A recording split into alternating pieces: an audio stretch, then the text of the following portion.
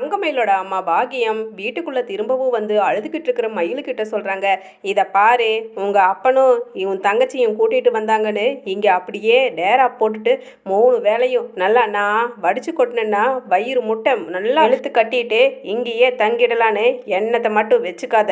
எல்லாம் எண்ணி ஒரே மாதம்தான். அதுவும் என்னாலலாம் சும்மா சோறு போட முடியாது. எங்கேயாவது வேலைக்கு போய் டெய்லியும் எனக்கு நீ சாப்பிட்ற சாப்பாட்டுக்கு பணத்தை கொடுத்து தான் ஆகணும் அப்படின்னு சொல்லிட்டு பாகியம் பேசுகிறாங்க. உடனே மயிலு அழுகிறாங்க, அம்மா எனக்கு யாருமா வேலை போட்டு கொடுப்பா, நான் தான் படிக்கலையேம்மா அப்படின்னு சொல்ல உடனே பாகியம் சொல்கிறாங்க, என்ன படித்தவங்க எல்லாரும் தான் வேலைக்கு போகிறாங்களா? படிக்காதவங்க யாரும் வேலைக்கு போகிறதில்ல. போய் எங்கேயாவது கடையாக தேடி வேலை கிடைச்சா போய் கண்டுபிடிச்சி வேலையை வாங்கிட்டு வா போ அப்படின்னு சொல்லிட்டு மறுபடியும் அனுப்புகிறாங்க. இதை பாரு, நீ வேலையே கண்டுபிடிச்சி வந்துனால் திரும்பவும் வந்தினாலும் இதுதான் கடைசி. அதுக்கப்புறம் 1 மாதத்துக்குள்ளே நீ இங்கேருந்து காலி பண்ணிட்டு போயிட்டே இருக்கணும். பெத்த பிள்ளைன்னெல்லாம் நான் பார்க்க மாட்டேன் அப்படின்னு சொல்லிட்டு மயிலை கழுத்தை பிடிச்சி வெளியில் தள்ளுறாங்க. உடனே சுடரும், அக்கா சரிக்கா வாக்கா நம்ம வெளியில் போகலாம் அப்படின்னு சொல்லிட்டு கூப்பிட்டு போகிறாங்க. போடி போ, நீ உங்கள் அக்காவுக்கு ஒத்தூதிட்டு அவளை உள்ள வீட்டுக்குள்ளே அண்டை வச்சோன்னா உன்னோட வாழ்க்கையும் நல்லா ஒன்றும் விளங்காமல் பண்ணிடுவான் இந்த கேடுகட்ட வயிற்றில் வந்து பிறந்த தங்கமயில் அப்படின்னு சொல்லிட்டு திட்டுறாங்க பாகியம். அதுக்கப்புறம் சுடரும் மயிலும் அழுதுகிட்டே போய்கிட்டு இருக்காங்க ரோட்டில். உடனே மயில் சொல்கிறாங்க, ஏன் சுடரு, என் மேலே ஏதாவது தப்பு இருக்கா? அம்மாவா பார்த்து என் வயசை குறைச்சி நகை நட்டு அது இதுன்னு எல்லா விஷயத்துலேயும் போய் சொன்னது கடைசியில் இப்போ எனக்கு அழுத்த பிடிச்சி வெளியில் தள்ளுது. நான் எங்கள் மயிலும் போவேன், பேசாமல் ஏதாவது விஷத்தை குடிச்சு நான் செத்து போகட்டுமா அப்படின்னு கேட்குறாங்க. உடனே சுடரும், அக்கா வேண்டாக்கா, நீ அந்த மாதிரியெல்லாம் தப்பான முடிவு எடுக்க வேண்டாக்கா, ஒரு நிமிஷம் இரு, நான் எனக்கு தெரிஞ்ச இடத்துல ஏதாவது வேலை கிடைக்குதானே என் ஃப்ரெண்டுக்கிட்ட கேட்டு பார்க்குறேன் அப்படின்னு சொல்லிட்டு ஃபோனை எடுத்து ஃபோன் பண்ணுறாங்க சுடரே. சமயம் மாணிக்கம் அங்கே பாக்கியத்துக்கிட்ட சொல்கிறாரு, பாக்கியம், நம்ம பெத்த புள்ள தானே மயில், கொஞ்சம் கூட ஈவு இறக்கம் காமிக்க மாட்டியா அப்படின்னு உடனே வீட்டுக்குள்ளே போட்டிருக்கிற விளக்கமாரை எடுத்துகிட்டு வந்து மாணிக்கத்தை, பெத்த பிள்ளைங்கிறது உனக்கும் வேணும், உனக்கு கொஞ்சமாவது அறிவு இருந்திருந்தா நகை நட்டுன்னு பிள்ளைங்கள்லாம் சிறுசாக இருக்கும்போதே பாடுபட்டு சேர்த்திருந்தேன்னா நம்ம பிள்ளைக்கு இந்த நிலைமை வந்திருக்குமா? இப்படி பேசினாலாவது நம்ம வீட்டை விட்டு போய் அங்கே அவை கையில் காலில் விழுந்தாவது வாழ்வான்னு சொல்லித்தான் நான் இந்த மாதிரி பேசுகிறேன். நீ கொஞ்சம் வாயை மூடிட்டு கொஞ்சம் நடக்கிறத மட்டும் வேடிக்கை பாரு, இல்லைன்னா பாரு இது கையில் என்ன இருக்குதுன்னு அப்படின்னு பேச உடனே மாணிக்கமும் சோர்ந்து போய் அமைதியாக படுத்துடுறாரு அங்கே போட்டிருக்கிற பாயில். அதே சமயம் அங்கே பாண்டியன் வீட்டில் கோமதி சொல்கிறாங்க, இட்லி எடுத்து பிளேட்டில் வச்சுட்டே பாண்டியன் கிட்ட, என்னங்க இப்போ தாங்க என் மனசுக்கு நிம்மதியாக இருக்குது, என்னென்ன பொய் சொல்லியிருக்கா, எப்படியோ இதுதான் சான்ஸ்னு நம்ம எல்லா விஷயமும் தெரிஞ்சுட்டு நம்ம புள்ள சரவணனுக்கு சூட்டோட சூடாக வேற ஒரு பிள்ளைய பார்த்து கல்யாணம் பண்ணி வச்சிடணுங்க அப்படின்னு சொல்லிட்டு கோமதியும் சொல்கிறாங்க. உடனே பாண்டியன் சொல்கிறாரு, ஒரு வாட்டி நம்ம சரவண விஷயத்தில் அவனோட வாழ்க்கையில் மிகப்பெரிய தப்பு பண்ணிட்டோம், அதனால் திரும்பவும் நம்ம அந்த தப்பு பண்ண வேண்டாம்.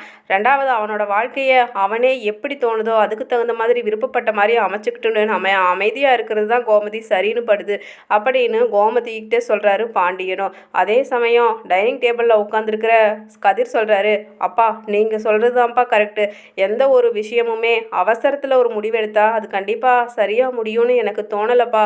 அதனால் இந்த விஷயத்தில் கொஞ்சம் பொறுத்திருந்து அண்ணன் மனசை ஆற விட்டு அண்ணனுக்கு என்ன தோணுதோ அதுக்கு தகுந்த மாதிரி அதோட வாழ்க்கையை அமைச்சுக்கிட்டோம் அப்படின்னு சொல்கிறாரு.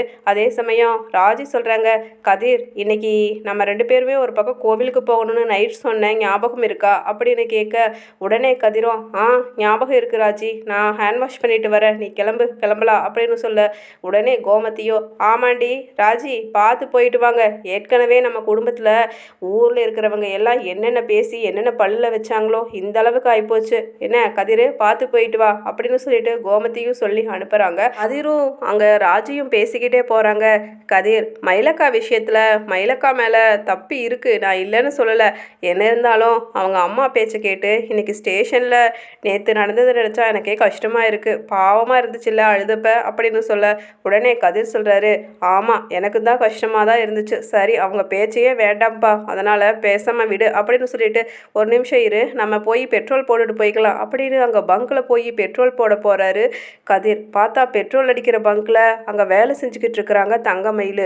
அதை பார்த்துட்டு கதிர், ஐயோ அண்ணி மாதிரியே இருக்கே அப்படின்னு சொல்லிட்டு இறங்க உடனே மயிலுவும் போய் ஒளிஞ்சுக்கிறாங்க கதிரும் ராஜியும் வர்றதை பார்த்துட்டு. ஆனால் ராஜி நல்லா கவனமாக பார்த்துடுறாங்க. உடனே கதிர் ஒரு நிமிஷம் இரு அப்படின்னு சொல்லிட்டு அங்கே போய் மயிலை பிடிச்சி இழுக்கிறாங்க. அக்கா வெளியில் வாங்க, எதுக்காக அக்கா ஒழிஞ்சிங்க அப்படின்னு சொல்ல உடனே இல்லை பின்ன இருக்காதா மயில்? என்ன பண்ணுறது? நானே ஒரு வாழா வெட்டி, அதுக்கப்புறம் சாப்பாட்டுக்கு கூட எங்கள் அம்மா இப்படி வேலைக்கு போய் நீ ஏதாவது சம்பாதிச்சிட்டு வந்து கொடுத்தாதான் காசு தந்தேன்னா தான் சாப்பிட போடுவோம் அப்படின்னு சொல்லிட்டாங்க அப்படின்னு தங்கமயிலும் சொல்கிறாங்க. உடனே ராஜியும், அக்கா இந்த மாதிரியுமா ஒரு அம்மா இருப்பாங்க? ஆரம்பத்திலேருந்து நீங்கள் அவங்கள நம்பி நம்பி தான்க்கா அவங்க வாழ்க்கையவே இப்படி தொலைச்சிட்டீங்க அப்படின்னு சொல்லிட்டு ராஜியும் சொல்ல, உடனே கதிர் வந்துட்டு சொல்கிறாரு, அண்ணி உங்களை நினச்சா எங்களுக்கே கஷ்டமாக தான் இருக்குது. ஆனால் எங்கள் அண்ணன் மனசில் இன்னும் நீங்கள் ஒரு வேண்டாதப்பட்டவங்களை போல விவாகரத்தில் உறுதியாக இருக்காரு. அதனால் இப்போ உங்களை வீட்டுக்கும் அழைச்சிட்டு போக முடியாது அப்படின்னு சொல்லிட்டு சொல்ல, திடீர்னு கதிர் காலில் விழுந்துடுறாங்க தங்கமயில். தம்பி என்னை மன்னிச்சிருங்க தம்பி, நான் பொய் சொன்னது எங்கள் அம்மாவுக்கு வேண்டியும், அதுக்கப்புறம் நம்மளோட உண்மை தெரிஞ்சால் பிறந்த வீட்டோட மான மரியாதை கெட்டுருங்கிற அந்த பயத்துக்கு வேண்டியும் தான் தம்பி நான் என்ன சொல்கிறேன்னு உங்களுக்கு புரியும்னு நினைக்கிறேன் அப்படின்னு கையெடுத்து கும்பிட்டு அழுகிறாங்க தங்கமயில். உடனே கதிரோ, அண்ணி சரி அண்ணி நீங்கள் அழுகாதீங்க, ஆனால் திரும்பவும் இப்போதைக்கு வீட்டில் கூட்டிகிட்டு போனால் கண்டிப்பாக அம்மாவும் சரவணன் அண்ணனும் ஏற்றுக்க மாட்டாங்க. ஆனால் எங்கள் அப்பா உங்கள் மேலே கொஞ்சமாவது ஈவி இறக்கப்படுவாருங்கிறது எனக்கு தெரியும் அப்படின்னு சொல்ல, உடனே ராஜியோ, ஆமாக்கா ஆமாம், ஆனால் திரும்பவும் உங்களை வீட்டுக்குள்ளே விட்டால் எங்களுக்கே பயமாக இருக்குக்கா அப்படின்னு சொல்லிட்டு ராஜி சொல்கிறாங்க. உடனே மயில், தயவு செஞ்சு 2 பேரும் என்ன என் புருஷன் கூட சேர்த்து வச்சுருங்க, இனிமேல் நான் எந்த பொய்யும் சொல்ல மாட்டேன்னு சொல்லி கெஞ்சி கதறாங்க. அதே சமயம் அங்கே சுடர் வர்றாங்க. அக்கா தயவு செஞ்சு எங்கள் அக்காவை உங்கள் வீட்டுக்கு கூட்டிகிட்டு போய் வாழ வைங்கக்கா. எங்கள் அம்மா டெய்லியும் பேசுகிறது கொஞ்சம் நஞ்சம் இல்லை, சாப்பாடு சாப்பிடும்போது கூட ரொம்ப பேசுகிறாங்க அக்கா அப்படின்னு சொல்லிட்டு சுடரும் கையெடுத்து கும்பிட்டு அழுகிறாங்க. எங்கள் அம்மா அப்பா பண்ண தப்புக்காக தயவு செஞ்சு எங்களை மன்னிச்சு ஏற்றுக்குங்க. எங்கள் அக்காவுக்கு திரும்பவும் ஒரு நல்ல வாழ்க்கை சரவணன் மாமா கூட சேர்த்து வச்சு கொடுங்க அப்படின்னு கேட்ச. உடனே கதிரும், நீங்கள் சொல்கிறதெல்லாம் புரியுது, ஆனால் எங்கள் வீட்டில் கொஞ்சம் டைம் ஆகும் தானே, அந்த அளவுக்கு நீங்கள் துரோகத்தை பண்ணிட்டீங்க அப்படின்னு சொல்லிட்டு கதிரும் இறக்கப்படுறாரு. உடனே சரி நாங்கள் இந்த விஷயத்த வீட்டில் பேசிட்டு அதுக்கப்புறம் உங்களுக்கு 1 வாரம் 10 நாளில் என்ன பண்ணுறதுன்னு சொல்லி சொல்கிறோம் அப்படின்னு சொல்லிட்டு சுடர்கிட்ட சொல்ல, உடனே சுடரும் மடார்னு காலில் விழுந்துடுறாங்க. ப்ளீஸ் எங்கள் அக்காவுக்காக தயவு செஞ்சு நீங்கள் பேசுங்க, பறிஞ்சு பேசுங்க, இனிமேல் தப்பே பண்ண மாட்டாங்க. ஆனால் ஒன்று அக்கா, இப்போவே நான் கடைசியாக சொல்லிடுறேன், ஒருவேளை கண்டிப்பாக எனக்கு மனசுக்குள்ள ஒரு ஓரத்துலனாலும் பாண்டியன் மாமா மேலேயும் சரவணன் மாமா மேலேயும் நம்பிக்கை இருக்குக்கா அப்படின்னு சுடர் தங்கமயிலுக்கிட்ட சொல்கிறாங்க. உன்னை ஏதாவது ஈவு இறக்கப்பட்டு திரும்பவும் சேர்த்திக்கிறதுக்கு வாய்ப்பு இருக்குதுன்னு எனக்கு தோணுது. ஆனால் அந்த வாய்ப்பை பயன்படுத்தி நீ அங்கே போய் வாழும்போது திரும்பவும் நம்ம அம்மா அப்பான்னு சொல்லி அவங்களுக்காக நீ ஒரு வாட்டி கூட எதையுமே பார்க்கக்கூடாதுக்கா. ஏன்னா அவங்க நம்புறவங்கள துரோகம் பண்ணுறவங்க. ஆனால் என்ன சொன்னாலும் அம்மா வந்து திருந்தாது. அதனால் தயவு செஞ்சு அம்மா பேச்சை நீ இனிமேல் கேட்கவே கூடாது, திரும்பி பார்க்கவே கூடாதுக்கா அப்படின்னு சொல்லிட்டு பொறுப்பாக பேசுகிறாங்க தங்கமயிலோட தங்கச்சி சுடர் மயிலுக்கிட்ட. உடனே பக்கத்தில் நிற்கிற ராஜியும் சொல்கிறாங்க, சுடர் நீ சொல்கிறது கரெக்டு, 100% கரெக்டு அக்கா. ஆமாக்கா, உங்களோட வாழ்க்கையில் ஒட்டு மொத்தமாக எல்லா பிரச்சனைக்கும் காரணம் உங்கள் அம்மா தான். இத்தனை நாளாக நடந்ததில் நீங்களே ரியலைஸ் பண்ணிக்குவீங்கன்னு நினைக்கிறேன். சரி கதிர் நம்ம கிளம்பலாம் அப்படின்னு சொல்லிட்டு ராஜியும் கதிரும் கிளம்பி நேராக கோவிலுக்கு போயிட்டு வீட்டுக்கு போகிறாங்க. அன்னைக்கு நைட்டு எல்லாருமா உட்காந்து டின்னர் சாப்பிடும் பொழுது கதிர் பேச ஆரம்பிக்கிறாரு. அண்ணன் திரும்பவும் அண்ணியை நம்ம வீட்டுக்கு அப்படின்னு சொல்ல, உடனே கோமதி பத்ரகாளியா மாதிரி, யாருடா அண்ணி, யாரை வீட்டுக்கு திரும்பவும் கூப்பிடணும், உனக்கெல்லாம் ஒன்றும் தெரியாது, நீ வாயை மூடிட்டு சும்மா இரு அப்படின்னு சொல்லிட்டு கதிரை சொல்ல, உடனே ராஜு சொல்கிறாங்க, அத்தை உங்களை பற்றி எனக்கு தெரியத்த, நீங்கள் உங்ககிட்ட பாசமாக நடந்துக்கிறவங்க கிட்ட அப்படியே உருகி ரொம்ப அப்படியே மெல்ட் ஆகி நான் நம்பிடுவீங்கன்னு தெரியும். அதே மாதிரி தான் உங்களை கஷ்டப்படுத்தினவங்கள பத்ரகாளியா மாதிரி அப்படியே எரிச்சிருவீங்கன்னு தெரியும். ஆனால் அதில் இருக்கிற நல்லது கெட்டதை கொஞ்சமாவது நம்ம ரியலைஸ் பண்ணி பார்க்கணும் தானே அத்தை. அதனால தான் சொல்கிறேன் மயிலக்கா, அவங்க அம்மா ரொம்ப திட்டி ஒரு மாதிரி பாவம் டிப்ரெஷனில் இன்னைக்கு பெட்ரோல் பங்க்கில் வேலையில் இருக்காங்க அப்படின்னு சொல்ல பாண்டியன் அதிர்ச்சி ஆகிடுறாரு. உடனே அங்கே கோமதி சொல்கிறாங்க, ஆமாண்டி ஆமாம், அவள் பெட்ரோல் பங்க்கில் வேலை பார்க்குறாளாமா, நீங்கள் இறக்கப்பட்டு மறுபடியும் அவளை இந்த வீட்டுக்கு கூட்டிகிட்டு வருவீங்களாமா. டேய் சரவணா, கண்டிப்பாக அவளை திரும்ப இங்கே கூட்டிகிட்டு வரக்கூடாதுடா அப்படின்னு சொல்லிட்டு கோமதியும் சொல்ல, உடனே சரவணன் சொல்கிறாரு, அம்மா நீ சொல்லாட்டி எனக்கு தெரியாதாம்மா, கண்டிப்பாக டிவோர்ஸ் பண்ணுறது உறுதி தான். என்னாலலாம் அவளை திரும்பவும் இந்த வீட்டுக்குள்ளே கூப்பிட்டு வந்து அவள் மறுபடியும் பொய் பித்தலாட்டான்னு அவளோட திருட்டு வேலையை காண்பிச்சா, ஐயோ இனியெல்லாம் என்னால் ஏற்றுக்கவும் முடியாது, எனக்கு அதில் மனசில் தெம்பும் இல்லை அப்படின்னு பாதி சாப்பிடவே எழுந்திரிச்சு போயிடுறாரு. எழுந்திரிச்சு கை கழுவுறதுக்காக சரவணன். உடனே பாண்டியனும் எழுந்திரிச்சு கையை பிடிச்சி, சரவணா வா வந்து உட்கார்ந்து சாப்பிடுவா அப்படின்னு சொல்லிட்டு தட்டி கொடுக்குறாரு. உன்னோட வலியும் வேதனையும் எனக்கு புரியுதுப்பா, ஆனால் அந்த பொண்ணோட இடத்துல இருந்து நானும் 2 பிள்ளைய பெற்றவன். நான் சொல்கிறேன்டா, கண்டிப்பாக மனசு ரொம்பவுமே நொந்திருக்கும் அவளுக்கும். ஏன்னா உன் மேலே பாசம் வச்சுருக்கிறதையெல்லாம் நாங்களும் பார்த்தோம்.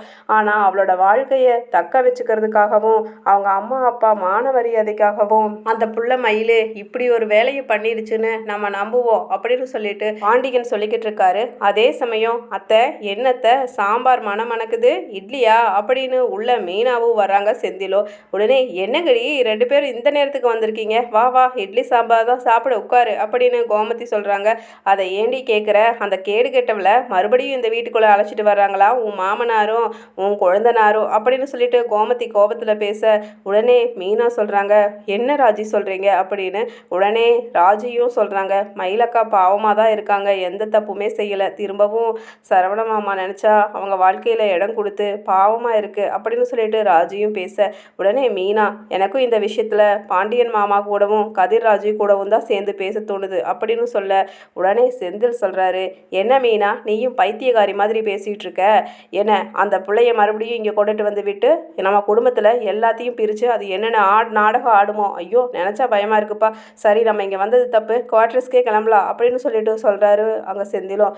உடனே என்னங்க உங்களை மாதிரியெல்லாம் என்னால் நழுவிட்டு போக முடியாது, சரவண மாமாவோட வாழ்க்கையையும் மயிலக்காவோட வாழ்க்கையோட எதிர்காலத்தையும் நினச்சி பார்க்கும் பொழுது மறுபடியும் சேர்ந்து சரவணன் மாமா வாழ்கிறது தான் நல்லதுன்னு தோணுது. அவங்க அம்மா பண்ண தப்புக்கு மயிலக்கா என்ன பண்ணுவாங்க, நானும் தான் போய் இடையில ஒரு வாட்டி பார்த்துட்டு வந்த ராஜி, பாவமாக தான் இருக்காங்க, சுடரும் என்கிட்டையும் பேசினா அப்படின்னு சொல்ல, உடனே பாண்டியன் சொல்கிறாரு டேய் ஆண் பிள்ளை கெட்டு போயிட்டா கூட வேற எப்படியாவது வாழ்ந்துக்கு வேண்டா, ஆனால் பெண் பிள்ளை போக வழி தெரியாமல் பெற்றவங்களும் கைவிட்டு புகுந்த வீட்லையும் கைவிட்டு அனாதையாக நிற்கும் போது அது ரொம்ப கஷ்டம்டா.